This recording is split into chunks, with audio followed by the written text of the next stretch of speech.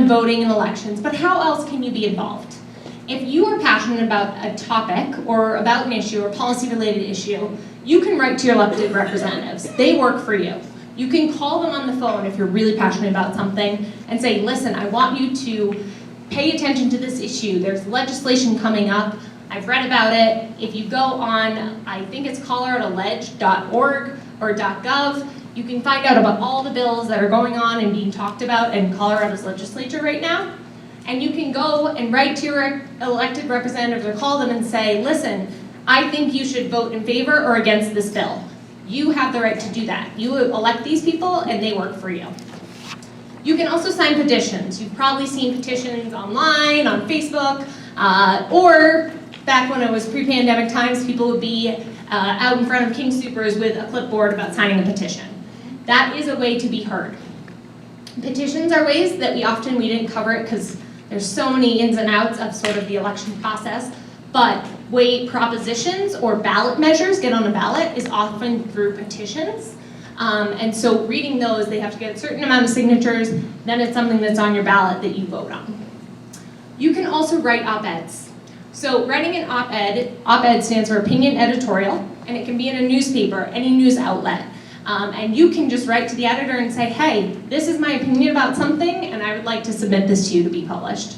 Depending on the newspaper, they have different stipulations. I think the Denver Post, it's like a max of 750 words, so it's short. But you can make a good argument that they'll publish, and then many eyes who read the Denver Post will see it. Public marches. So people feel passionate about something, getting out there and getting in the streets and making your voice heard, and participating in public marches about things you're passionate about. Testifying. This is where you actually go before Congress or a legislature here in Colorado, and you go in to say why a certain bill matters to you. Why it matters that a criminal justice reform is passed or isn't passed. Why you feel a certain way. And you go and you speak directly to the lawmakers. Typically you have about 3 to 5 minutes to make your argument, and you go and speak before them. And then also just talking to people and having discussion about civic engagement and civic involvement. Talking to your friends, saying, hey, did you fill out your ballot yet? Hey, do you want to talk about and research that ballot measure? I'm not sure what it means. There's a lot of information out there. I recommend the League of Women Voters. They're a nonpartisan group that specifically caters to women voters. And they put out a lot of useful information about ballot measures and complications. With ballots, because ballot measures are intentionally written to sort of confuse people. So when you see those on your ballot, go to the League of Women Voters website and they can break it down for you on what it means. And so that's pretty much all I have for you tonight, but I would love any questions or hear any comments from you all. Thank you.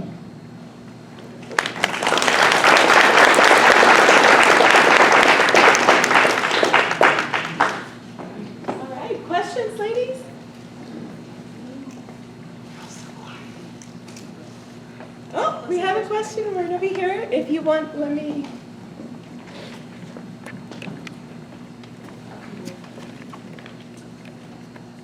During the presidential election, there was a lot of questions about the mail-in ballots, especially since we've been doing them for a long time in Colorado. And I just wanted to know, are they still valid? Are we still really going to get mail-in ballots for all the voting? For all the voting, just Yep. Yeah, so there's been a lot after the past election about voter fraud and things like that. In Colorado, none of our procedures have changed. It's all exactly the same. You will still get your mail-in ballot. It's still perfectly valid. In fact, we encourage people to vote that way because it ensures that you vote at your convenience and it's accessible. So nothing has changed in Colorado. Your vote on a mail-in ballot is 100% valid. Any other questions?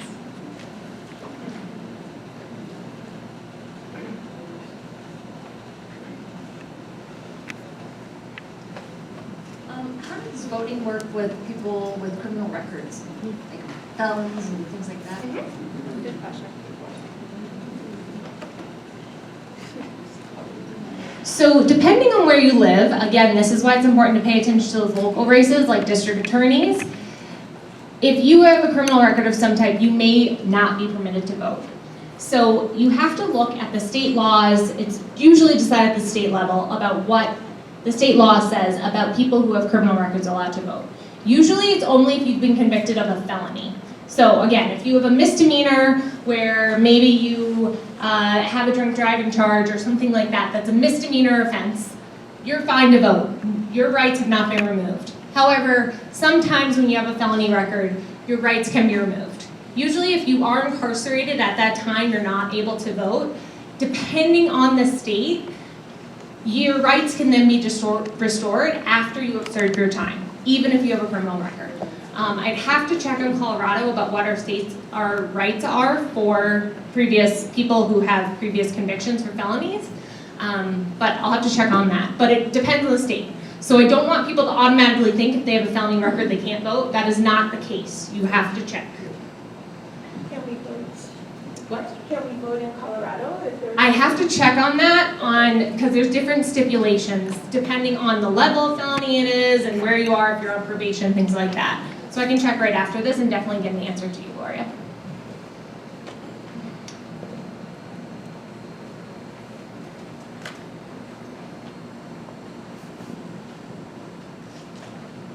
Thank you, ladies, for coming out to participate tonight. I had a question if you could explain a little bit more about gerrymandering. Yeah, good question. So good question. The question was about gerrymandering. So gerrymandering is a really funny term. It's actually named after a guy.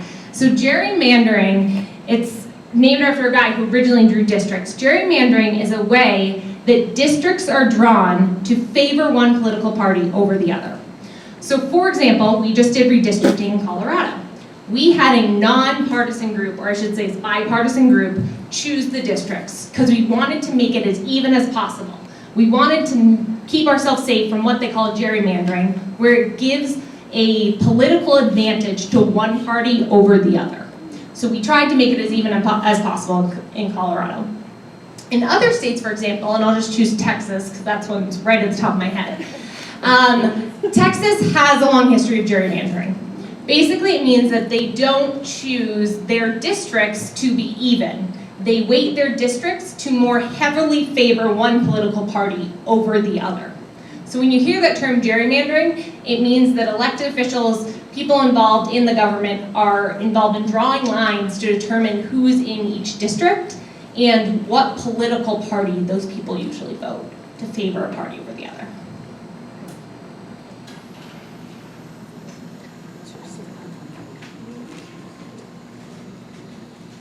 Any other questions, ladies? No? Can we move? Oh, we have one.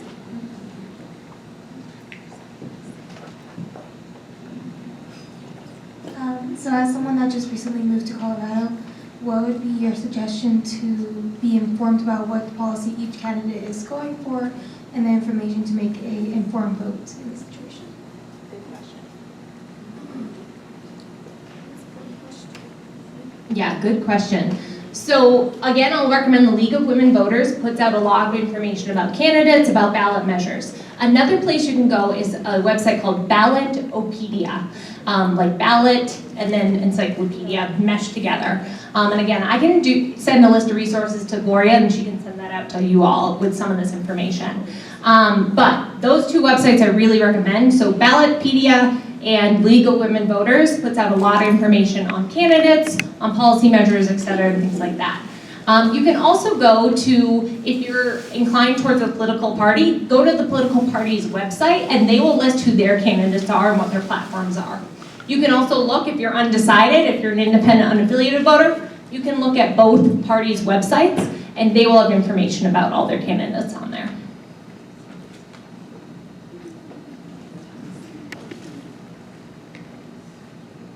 Anybody else? No? No?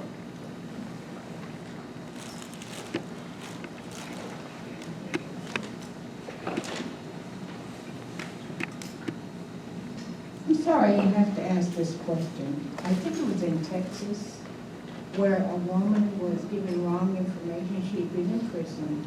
She wasn't able to vote, but she got out and was told that she could vote at the election office. she voted, and then they arrested her for voter fraud, and she's in prison. Could that happen here? And what are they gonna do about that?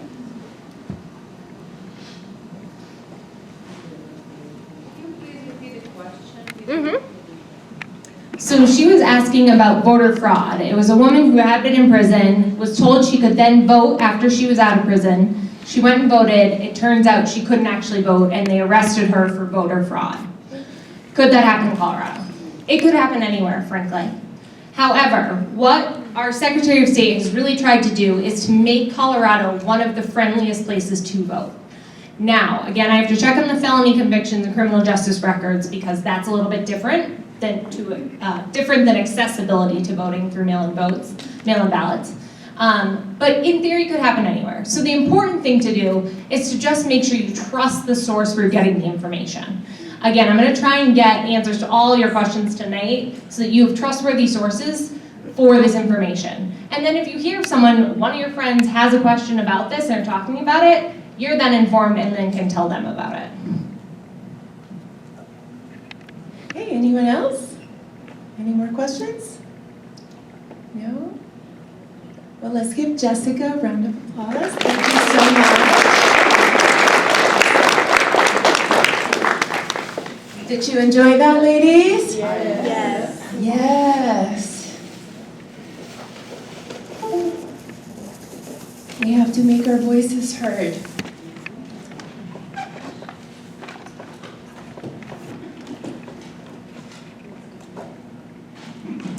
I want to start by saying thank you to a lot of people.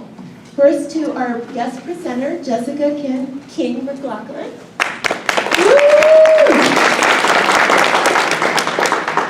To our ambassadors, Kathy, Irina, Kara, Iman, Kalindi, Christy, Olga, Fatima, and Bernadette.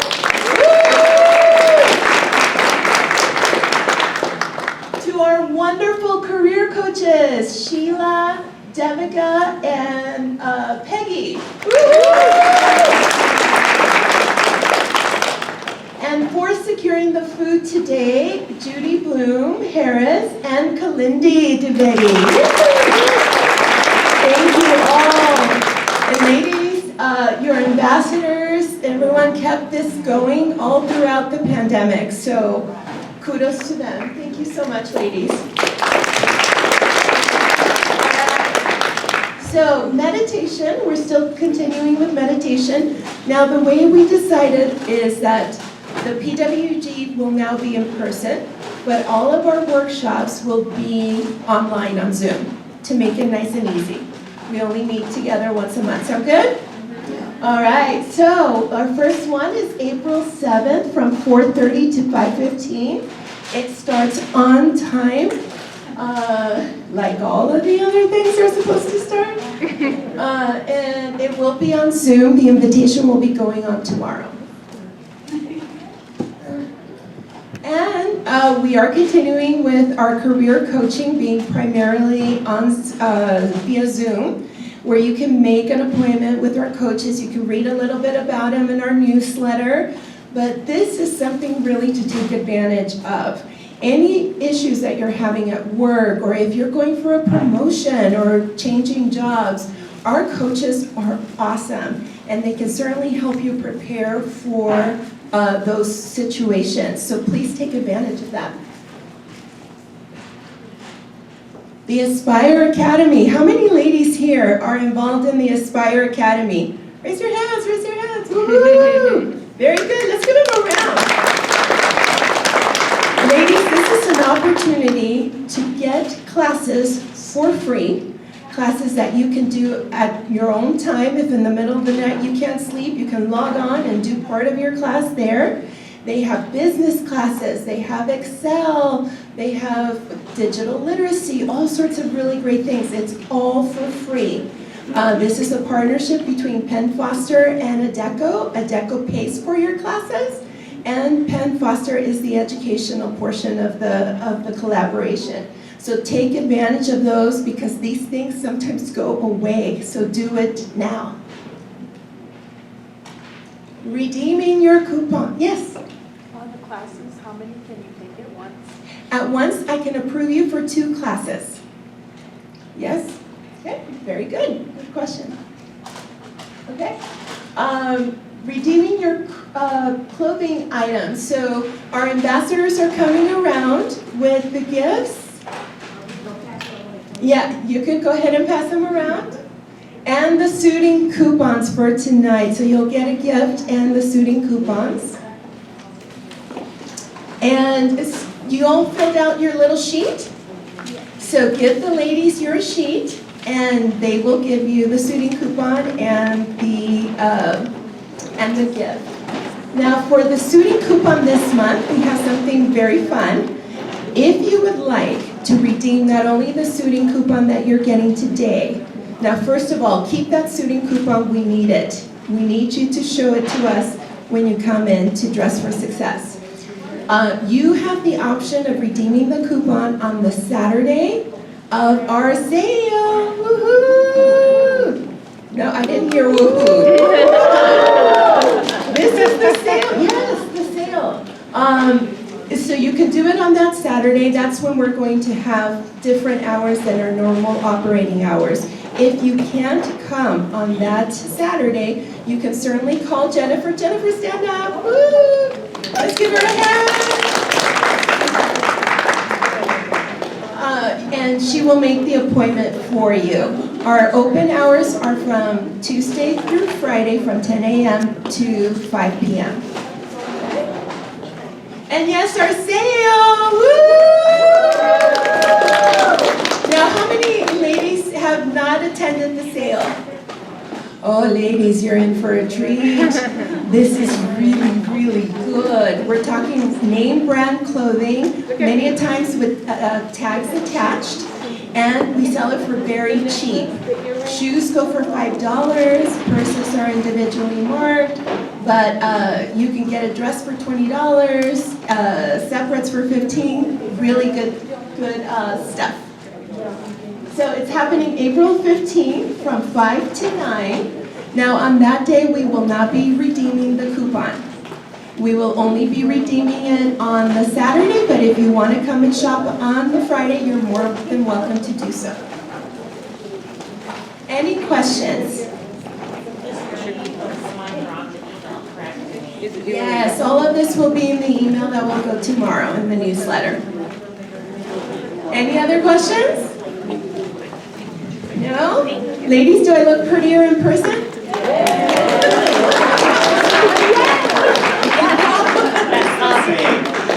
So sweet. Yes, a question. No, 3 items? You get 3 items for today. I apologize if that's what it said. Gloria was tired when she was doing this. So it's 3 items. You get 3 items for attending today. Any other questions? No? All right. Well, ladies, we go forth with confidence, courage, and belief in ourselves. Have a wonderful night.